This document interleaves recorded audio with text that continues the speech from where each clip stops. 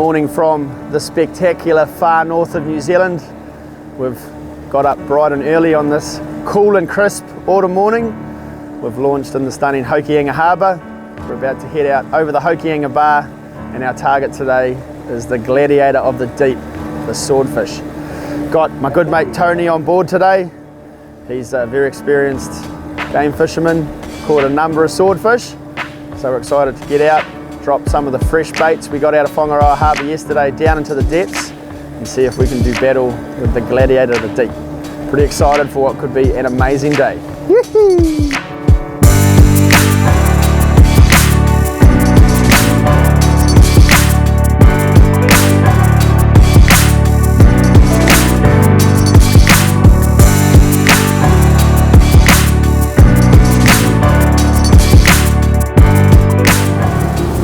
Hokianga Coast Guard, Hokianga Coast Guard, heavy metal calls.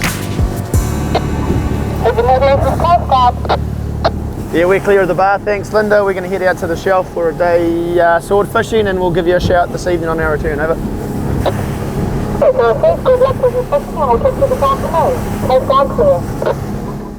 We're just on our way out to the area we're going to drop for some swords, and we've gone over some nice looking rubble on the bottom, spotted on our Garmin electronics. So I put the Shimano electric reels on board this morning. So we thought while we wait for the favourable tide for the swordfish to start chewing, that we might do a couple of exploratory puka drops. So it's always nice to prospect some new grounds, and there's no better eating fish in the ocean than the hapuka. So hopefully we'll drop a few of these fresh baits down, see if we can't get a couple of delicious hapuka. See how we go.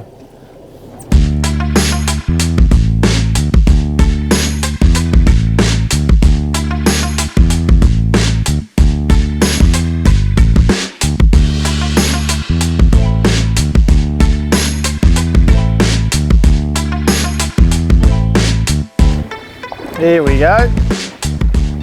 Feels like quite a good one, I think. Look at that.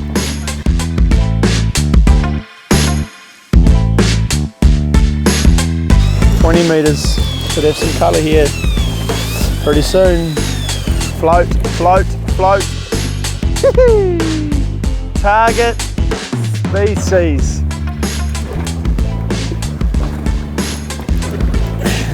Here we have delicious little puka. There we go. Well, those little scattered marks we can see on our way to try and catch a sword with that, and that there is my favourite eating fish in the ocean, the hapuka or groper.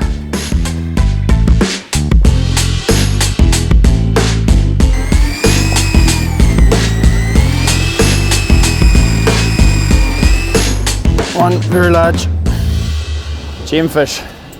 You can see the teeth on that thing, but we'll take him, put him in the smoker, have some delicious smoked jimmy. Oh well, that was a successful little bottom drop. Couple of drifts, caught a nice puka, couple of nice gemfish for the smoker. Now we'll head out a little bit further, about 10-mile run to where we're going to drop some sword baits down and hopefully get into a real one.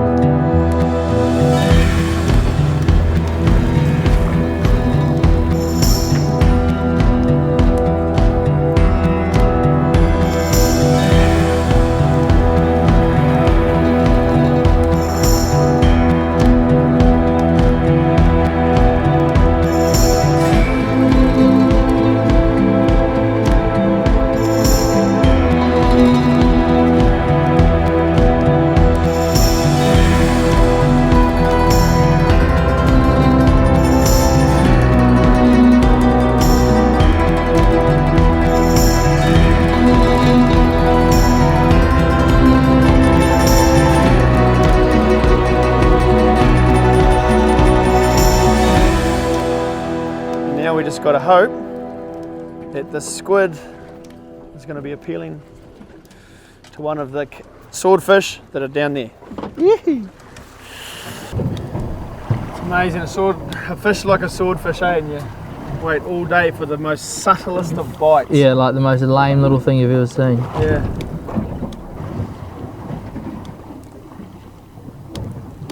Oh, it was nothing, eh? Oh, yeah, there he is. That's something, eh? Yeah, he's on it. It's a sword. Is it? Yeah, he's on it. Come on. Wasn't squid, that one anyway. This is a colossal squid. That tick then. Yeah, there's a little bit of bait on it. We're bit. Whoa, yeah boy. Yes boy. We're tight. For the time being anyway. And we are tight.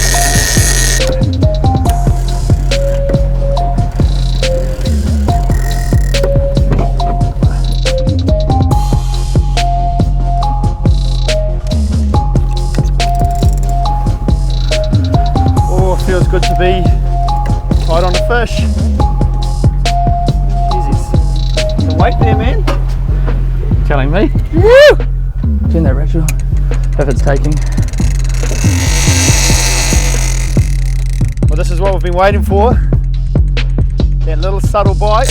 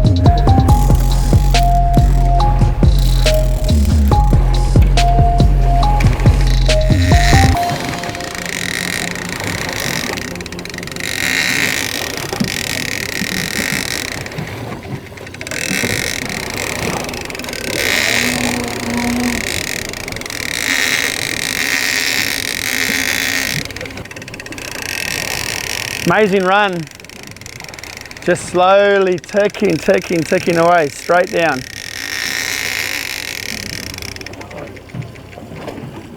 You got to be careful what you wish for, but this is something that I have dreamt about for a long time. I've caught a couple of swords before, been very fortunate enough to fish with some great mates of mine on their boats and do battle with some small swordfish.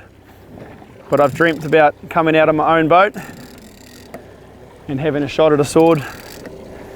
And it's awesome to have a great mate like Tony come and share his wealth of experience and help give me a shot at ticking this one off the list. Every time I've had a sword on, I've always, at this point, I'm always like, you reckon it's definitely a sword? No, it's a sword. Well, if there's one guy whose opinion I trust over all others when it comes to identifying what's on the end of a line like this, it's Tony.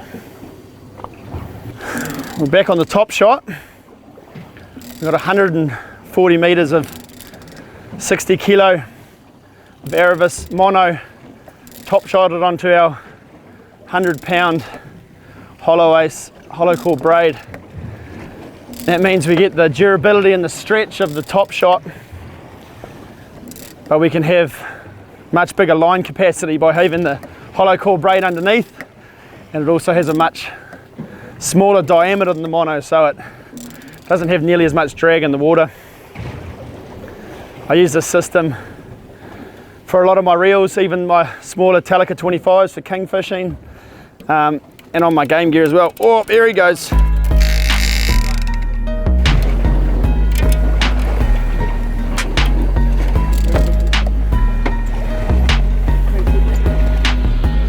There he is, see him? See him, big swordie down there? It is too, it's a swordfish. It's a swordfish.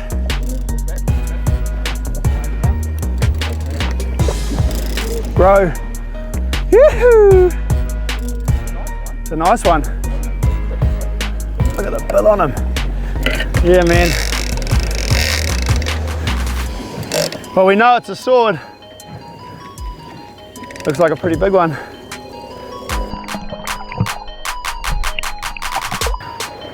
Okay, here we go.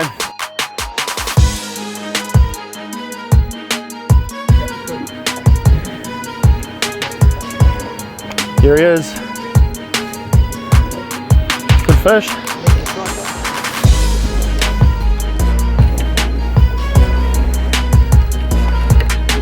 Are you going to try and grab his bill? He's in the mouth. Oh, that's good. Just watch that bill, Brad. It's gonna go down there. Just wait and watch this line here, mate.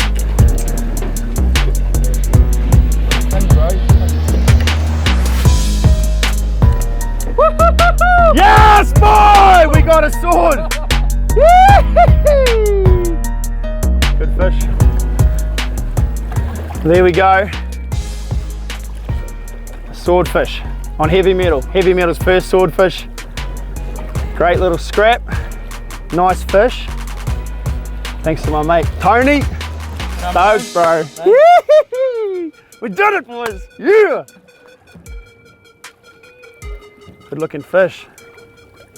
Take him over for tea. I think we'll take him over for tea. I love eating swordfish so much. Well, that's an A day. We came out of the Hokianga Harbour this morning with grand plans to catch a sword. We had a pretty slow morning, it's fair to say, not much action. And if I'm honest, I'll say we're starting to lose a little bit of hope, but we had that minute bite that you saw, loaded up, and after about a 45-minute fight, a big dream became reality to land a swordfish on my own boat. So massive thanks to Tony Carpenter for being so forthcoming with his knowledge.